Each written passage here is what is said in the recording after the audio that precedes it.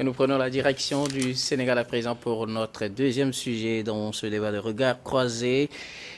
Internet coupé, le PASTEF dissous, c'était la situation, c'est lundi au Sénégal. Le gouvernement sénégalais avait annoncé la dissolution du PASTEF, le parti d'Ousmane Sonko, moins de 2 heures après son inculpation et son placement en détention pour appel à l'insurrection, complot contre l'État, des manifestations contre l'incarcération de l'opposant dans la journée ont provoqué des manifestations à Dakar et à Ziguinchor surtout. Plus tôt dans la journée, Internet était coupé. La raison, c'était pour éviter des troubles. Voilà ce à quoi on assiste encore en ce début de semaine au Sénégal. On s'attendait peut-être à ce qu'il soit arrêté dans le cadre de l'affaire, de sa condamnation dans l'affaire Adji Sarr.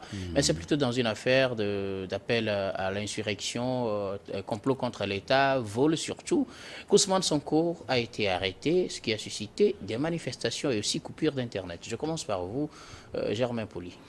Ouais, Ousmane Sonko, à voir les derniers événements, donc on n'en finit pas avec ces problèmes. Et je crois que si rien n'est fait définitivement, il est en train d'être écarté donc de la course à la présidentielle qui s'annonce dans un peu plus de 6 mois maintenant. Et avec la dissolution déjà de son parti politique, ça veut dire qu'il n'a même pas l'appareil politique qui pourra l'aider donc à avancer vers cette course-là, vers la présidence. Et avec cette autre affaire donc, qui vient s'ajouter, ça lui fait 3 procès, peut-être 3 condamnations.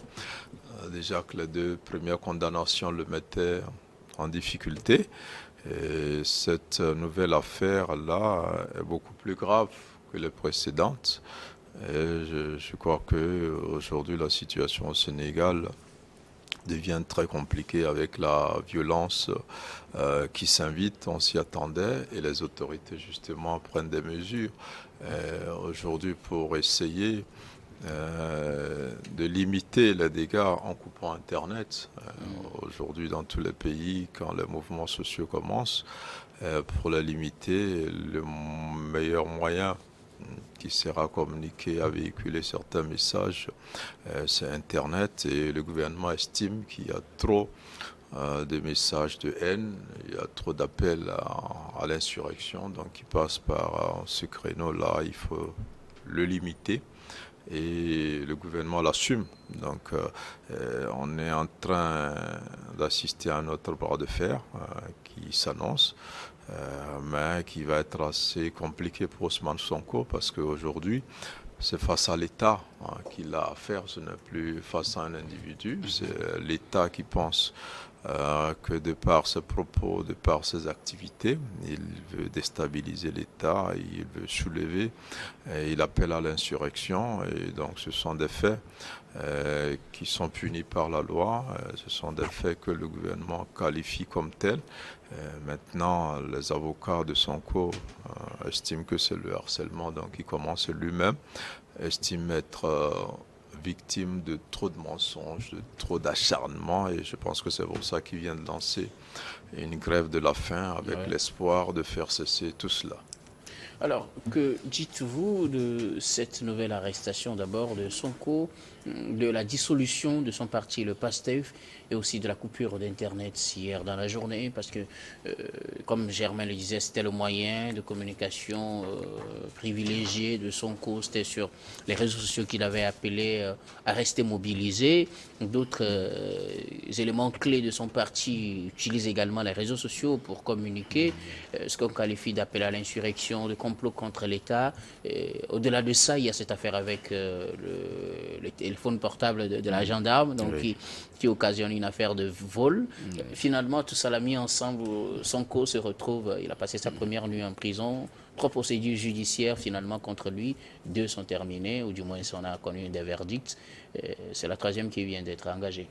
Oui, tout ça l'a mis ensemble. C'est une salade qui n'est pas facilement bien mangeable, qui n'est pas bien mangeable parce que Je vais dire que le gouvernement, bon, on va dire la justice, mais quoi qu'il en soit, le gouvernement a sa main là-bas. La justice s'est trop empressée, hein, selon moi, parce que déjà, Sur quel aspect? sur l'aspect de son arrestation et puis avec le ministre qui a eu Est-ce que les faits qui lui sont reprochés ne méritent pas peut-être qu'on l'arrête? Oui, je pense qu'il y a des règlements politiques pour certaines situations, parce que la tension est tellement palpable actuellement au Sénégal qu'il faut quand même régler certaines situations de manière politique que de manière judiciaire pour éviter certaines choses. J'ai eu à le dire ici que je n'ai pas trop apprécié cette fougue de Ousmane Sonko qui s'est laissé emballer par je vais dire la foule, on va le dire ainsi, parce que le leader c'est celui qui tire, c'est pas celui qui est tiré.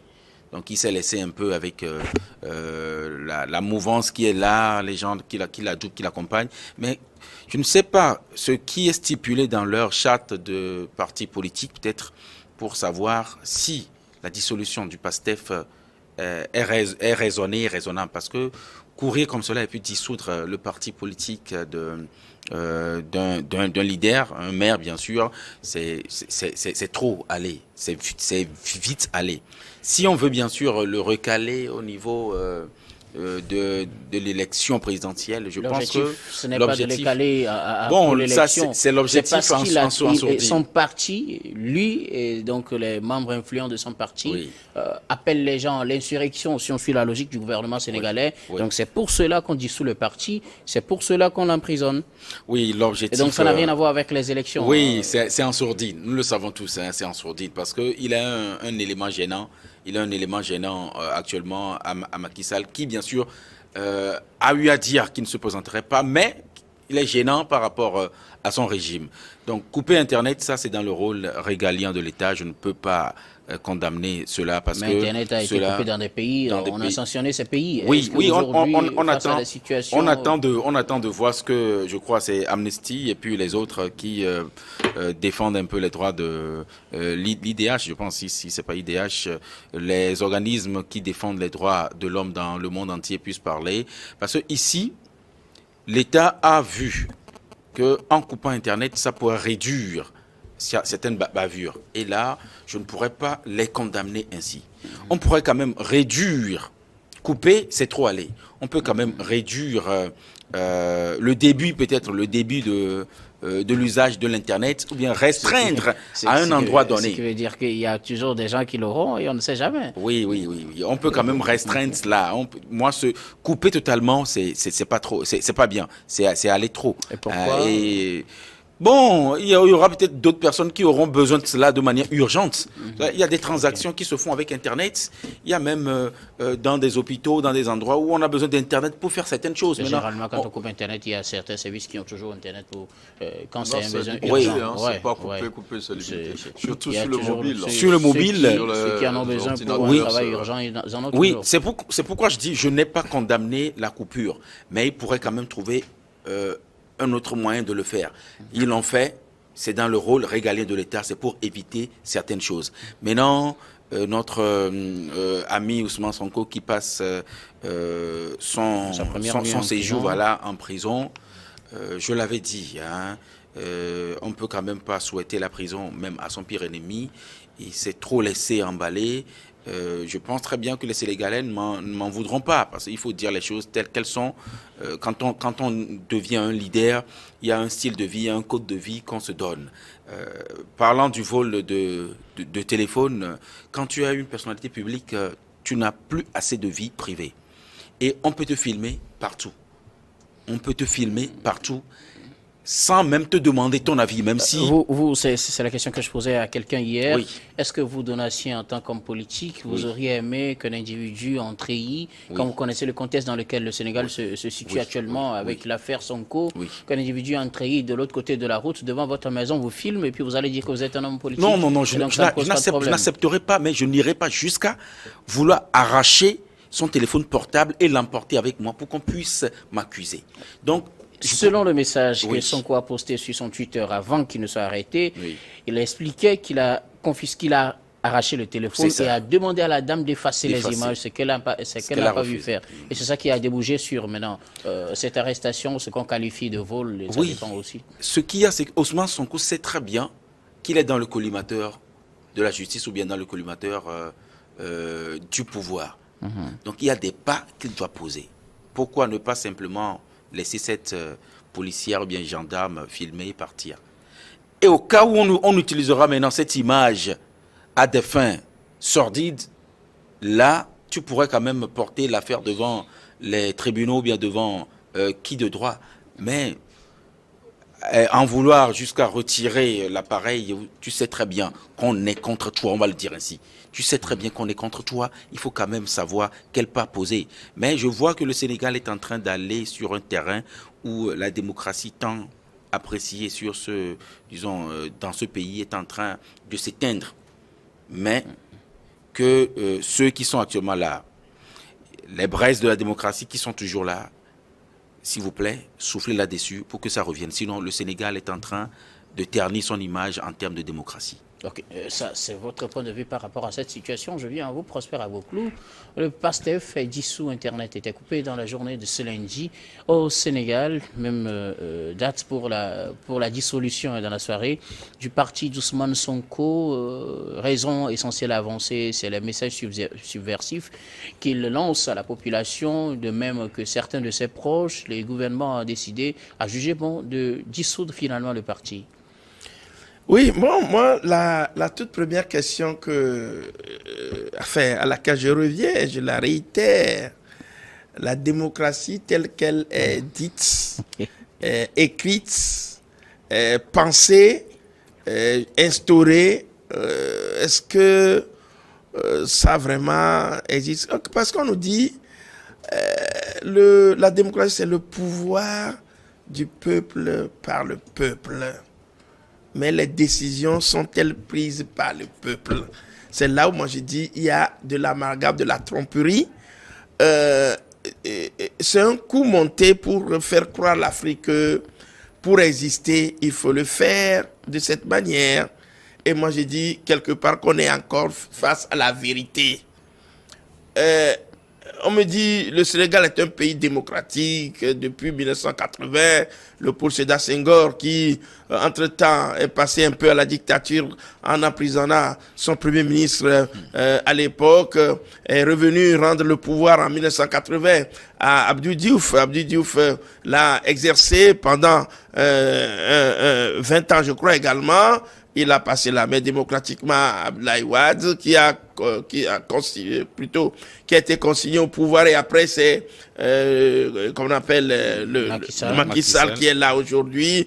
Donc le Sénégal est un modèle de démocratie. C'était un trompe-œil. Vous savez, le Sénégal, ce n'est que la suite de la France. Si on rappelle, on revisite l'histoire. Le Dakar était la capitale de l'Afrique française, plutôt de l'AOF, AOF à l'époque. Et tout se décidait là-bas. Donc, et quand vous voyez même dans l'attitude des Sénégalais, la majeure partie d'entre eux se comportent ainsi. Qu'est-ce que ça a à voir avec l'arrestation de Sonko? Oui, c'est ce que je dis. Donc aujourd'hui, en voulant retourner, je dirais, cette situation dans le contexte panafricain, la France est obligée d'agir.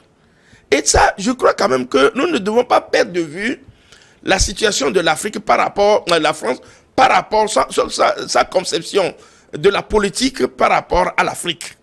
Et ça, je crois quand même qu'on peut contextualiser tout parce que les Africains sont indépendants, ils vivent d'eux-mêmes, ils peuvent... C'est faux. C'est-à-dire que le Sénégal, vous allez même... toutes les dispositions, comme on appelle constitutionnelles, comme administratives, tout ce qui se passe au Sénégal, dans la concession même du pouvoir, ça reflète l'image de la France. Donc, Ousmane Sonko, qui se dit panafricaniste, oui, je le lui concède, a voulu tout simplement remettre l'histoire en cause. Et pour remettre cette histoire en cause, il doit payer le prix. Et c'est le prix qui est payé. Vous pensez que le fait... Le prix, c'est la dissolution de son parti. Et son arrestation. la dissolution de son parti, son arrestation, tout ça ne rentre pas dans le concept français. C'est-à-dire que, en ce moment, si un ami de la France n'est pas au pouvoir et que c'est Ousmane, il faut tout faire pour le casser. La dynamique enclenchée par ce monsieur par rapport à la jeunesse, vous savez, il traîne derrière lui conséquemment les jeunes. Et ces jeunes-là ont quel sentiment? Le sentiment anti-français. Alors, si quelqu'un qui a le sentiment anti-français doit venir briguer, il faut tout faire pour pouvoir l'en empêcher. C'est-à-dire, le problème donc de pédophilie, pas pédophilie, de viol, était, comme on appelle, un prétexte. Ça n'a pas marché. On est revenu sur... Mais dans cette affaire, il a été condamné. Oui, je dis, ça n'a pas marché, mais c'était comment? Vous pensez que c'était la farce. On jouait de la farce. C'est pourquoi je dis, tout vient donc pour pouvoir corroborer comme on appelle l'existence de la France à travers le Sénégal. Il faut tout faire pour empêcher Sonko. Maintenant que le problème là est passé, que Macky Sall a dit qu'il n'allait plus briguer un nouveau mandat, il fallait juste tout faire pour casser cette dynamique-là. Et c'est ça l'alternative qu'il faut pour pouvoir l'arrêter. Nous, on ne pensait pas qu'on allait l'arrêter parce qu'on pensait que c'est au niveau donc du dépôt des candidatures qui sera recalé. Mais on est allé encore plus loin pour pouvoir comme on appelle, le mettre dans le piège. Mais ça, c'est une autre affaire. C'est une autre affaire finalement qui l'amène en prison. Ce n'est pas oui, c'est ce que je dis. Donc, c'est l'enchaînement du processus. On est arrivé à une étape où il faut ils se disent, maintenant, quelle est la prochaine? Mais ce que je ne comprends pas dans ce genre de discours, oui. Si on voulait l'arrêter, il y avait d'abord une première condamnation, de 6 mois, c'était avec un sursis, mais ça pourrait déjà, selon certaines informations, parce que ça, ce n'est pas toujours accepté par tout le monde, ça pourrait déjà le mettre hors de course pour la présidentielle. Oui. Mais ce qui certifie sa mise hors jeu pour la présidentielle, c'est la nouvelle condamnation avec 2 ans ferme dans l'affaire Adissar. Oui. C'était déjà suffisant. Si l'objectif c'était de l'arrêter pour qu'il ne se présente pas, on aurait pu s'arrêter à cela. Et il y avait tous les moyens à mettre en œuvre pour que le monsieur se retrouve en prison. Oui. Est-ce que, si l'objectif c'était juste pour l'écarter de la course à la présidentielle, est-ce qu'on n'avait pas déjà suffisamment de raisons pour le faire? Est-ce qu'il faut encore inventer une troisième procédure? Oui, Dr Guillaume, je pense que toute analyse faite, les positions prises donc, par le gouvernement sénégalais vis-à-vis de toutes ces questions rentre dans un processus. Vous savez,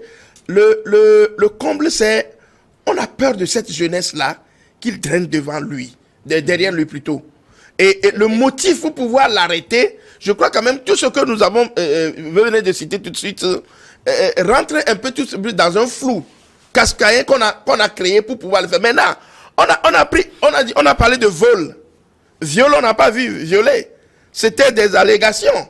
Vous voyez après, corruption de la jeunesse. On n'a pas mis la main sur Sonko en donnant de l'argent aux gens. On a supposé. Maintenant là, vol de téléphone, on a vu le téléphone, il a pris. Ça, c'est des actions, des actes qui confirment comme on appelle, une position gardée. Maintenant, à partir de là, on a trouvé dans son téléphone enfin comme on appelle des actes subversifs, enfin entre griffes, parce qu'il aurait appelé à l'insurrection, il aurait fait ceci. Donc on a envoyé une gendarme devant sa maison en train de le filmer. C'est ça, c'est des actes. C'est ce que disait mon collègue tout à l'heure. Il ne devait pas tomber dans ce piège-là. Et c'était le motif maintenant sensible pour pouvoir le tenir. Maintenant, quand on l'a pris, c'est à travers la marche de son parti politique qui pourra se représenter. Il faut dissoudre, puisque derrière, il pense que il faut calmer le jeu dès le départ. Si le parti n'existe plus, le comble de la jeunesse, c'est-à-dire que les manifestations provoquées par son appel donc à l'insurrection ne peuvent plus se faire, donc il faut l'interner. Et vous allez voir que quelque temps après, peut-être le dépôt des candidatures, on va évacuer donc ces vagues de tension, et après le jeu va reprendre. Donc c'est pourquoi je vous dis, ce n'est qu'une décision politique qui a été prise au niveau donc de Paris pour pouvoir asphyxier Sonko, qui depuis là, comme il n'est pas arrêté, comme là, se présage encore être candidat à la présidentielle sénégalaise. Donc, je crois quand même que c'était des plans orchestrés qui viennent donc aboutir. On a pris le plan A, on l'a exercé, on est venu à B, et finalement, on se dit bien, à partir d'un autre, celui-ci, on peut finalement, puisque tout était enchaîné pour pouvoir l'arrêter, et on a trouvé le motif nécessaire pour pouvoir l'encercler et le mettre en prison. En tout cas, selon vous, tout est fait, en tout cas pour l'éliminer politiquement, quitte à trouver un plan C, peut-être qu'on ira jusqu'à un plan Z, on ne sait jamais. Germain, qu'est-ce que vous en dites? Est-ce que c'est une affaire politique, celle-là aussi? Ben, tout est politique. Sonko lui-même fait la politique. Il a donné des coups énormes à ses adversaires, en commençant par Macky Sall, qu'il a finalement réussi à empêcher d'être candidat une troisième fois. Et il a donné des coups à des gens comme Ali Fassal, qu'il tente de présenter comme des complices aussi. Hein. Et donc, il profite aussi de l'absence de ces autres ténors de l'opposition là pour espérer donc arriver au pouvoir. Et il a beaucoup surfé sur le sentiment anti-français qui est ambiant dans une partie de l'Afrique, malheureusement beaucoup plus affectée par le terrorisme qu'au Sénégal. Et il a réussi, mais après, je crois qu'à partir du moment où Macky Sall accepte de ne pas être candidat, Sonko devrait se préparer aussi à prendre un coup, parce que vous ne pouvez pas donner des coups politiques comme ça à des gens qui ont le pouvoir. Et ils vous ont déjà montré dès le début, déjà avec cette affaire Adji Sarr qui a démarré en 2021, qu'on pouvait vous empêcher d'être candidat. Et ce qui aurait été intéressant, je pense que on aurait pu laisser Macky Sall être candidat, comme on avait laissé Wade être candidat une troisième fois, et Sonko être candidat. C'est-à-dire que tout le monde devait aller et voir. Et Macky Sall était allé dans ces conditions, il a gagné. Malgré qu'un président... Il a peur que si Sonko vient dans ces conditions... Oui, non, ça pouvait aller, mais Sonko a raté en n'allant pas au dialogue. Macky Sall ouvre un dialogue où on devait régler tous les problèmes. Il n'y va pas. Ali Fassal le disait, même quand lui était en prison, son parti allait à tous les dialogues. Mais Sonko peut-être pensait pouvoir faire pression ici sur le camp d'en face, c'est-à-dire le parti présidentiel, pour que Macky Sall ne se présente pas. Non, en fait, je crois que c'est pour cela que Sonko a adopté un radicalisme qui lui a été fatal à la fin. Et je disais un jour ici, on a vu des opposants dans des pays dire « Nous n'irons à un dialogue que pour discuter des conditions de départ du président ». On a vu où sont ces opposants-là aujourd'hui, ceux qui tenaient ce genre de discours. Et Sonko a presque mis la barre à ce niveau. Mais vous vous adressez à quelqu'un qui a le pouvoir, à quelqu'un que la loi protège à travers différentes infractions. L'outrage au chef de l'État, Macky Sall l'a utilisé plusieurs fois dans son pays. Appel à l'insurrection, Sonko était dedans depuis longtemps. On aurait même pu le poursuivre pour cela depuis longtemps. Donc, à partir du moment où il n'est pas allé, moi je l'attendais vraiment à ce dialogue, pour qu'on négocie, qu'on laisse tomber cette affaire de Adji Sarr, et qu'on laisse cette affaire au troisième mandat, que tout le monde va équitablement et s'assurer de la transparence de l'élection. Ça n'a pas été le cas aujourd'hui. Il a donné un coup à Macky Sall et légalement et par la voie judiciaire aussi, il le lui rend. S'il était allé au dialogue, on pourrait arranger tout ça politiquement. L'affaire Adji Sarr aurait pu tomber de toutes pièces.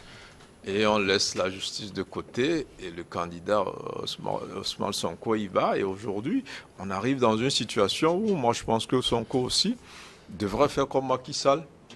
Il faut mettre le Sénégal au-dessus de la personne. Il peut ne pas... Et ça s'exprimerait comment, cette manière-là de mettre le Sénégal au-dessus de sa personne? Certains même des voix s'étaient levés au Sénégal pour dire mais qu'il accepte d'aller en prison. Mais les Wade étaient allés en prison, les Karim Wade sont allés en prison, les Ali Fassal. Ils ont raté la présidentielle. Oui, mais ils sont allés, maintenant ils seront candidats. Est-ce à dire que Sonko devrait aller en prison, rater cette présidentielle et peut-être espérer en politique, quelques années, 5 ans plus tard? Je ne le vois pas comme ça, mais s'il était allé au dialogue, il n'y aurait même pas eu tous ces problèmes. Ça veut dire qu'il aurait pu déjà négocier au dialogue la possibilité pour lui d'être candidat. Je ne pense pas que Macky Sall, qui avait dit qu'il n'y avait pas de sujet tabou, aurait pu. Et on a vu Moustapha Niasse qui a conduit ce dialogue-là avec beaucoup de succès sur pratiquement sur tous les points. Donc le fait de ne pas aller au dialogue, vous vous mettez dans une position d'affrontement. Ça veut dire que vous ne voulez pas qu'on s'entende, vous êtes dans une opposition frontale qui vise même, qu'on a vite fait de qualifier d'insurrection. Vous voyez que c'est sa position-là qui fait qu'on dit, il pousse les gens, et le gouvernement est clair, on dit depuis de 2021 à 2023, ces appels ont entraîné la mort de plusieurs Sénégalais, ce qui n'est pas faux en réalité. On peut mettre, Macky Sall se dit, je ne serai pas candidat parce que je ne veux pas que les Sénégalais ne continuent pas à mourir. Ouais. Mais lui aussi peut dire, j'arrête ça parce que je ne veux pas aussi que les Sénégalais ne continuent pas à mourir. Donc je pense qu'aujourd'hui, peut-être qu'il est assez jeune, il n'a pas 50 ans, il paie un peu le prix de ce que Donatien disait tout à l'heure. Il y a une foule derrière, il y a des jeunes. Mais quand vous êtes un leader, ce n'est pas la foule qui vous amène là où elle veut.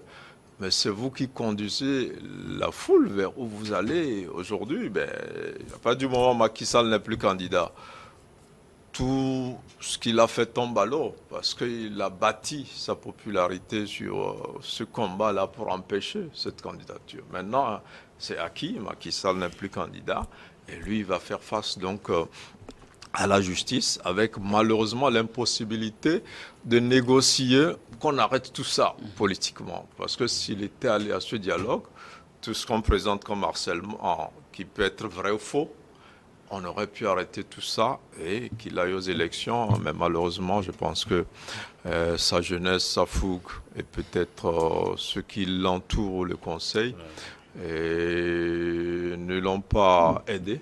Parce qu'en face, il y a un pouvoir. Vous n'allez pas secouer le pouvoir jusqu'à un niveau et que ce pouvoir qui a tous les instruments vous laisse aussi libre pour en profiter. Alors, selon vous, peut-être c'est le pouvoir aussi qui profite, qui donne des coups en retour après avoir encaissé des coups de Sonko. Que dites-vous finalement de cette situation au Sénégal en quelques mots? Oui, en quelques mots, je ne peux que dire que, voilà, je l'avais eu à dire que c'est les officiers qui sont là actuellement qui réfléchissent que Macky Sall puisse rentrer dans l'histoire avec des pieds de géant par la grande porte, parce qu'il avait déjà eu à avoir des remous par sa tentative de 3e mandat, que maintenant qu'il fasse tout possible, peut-être avec une grâce présidentielle en chemin, et que Ousmane Sonko puisse se ressaisir aussi.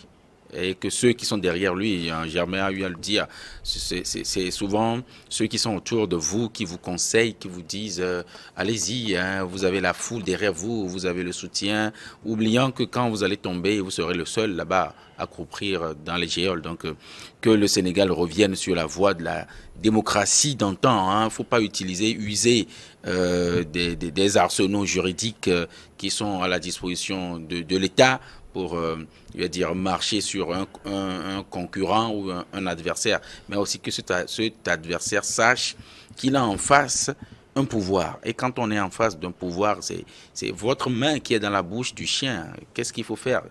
Il faut le caresser sur la tête et puis vous allez enlever la main. C'est pas que vous avez courbé les chines, mais quand même il faut faire des choses avec tact. Il faut réfléchir. Il y a certaines choses, comme j'ai l'habitude de donner cet adage enlevé, c'est pas dans toutes les batailles, dans tous les combats qu'on se déshabille. Il y a des combats, et il faut le voir comme ceci et comme cela, et puis quitter.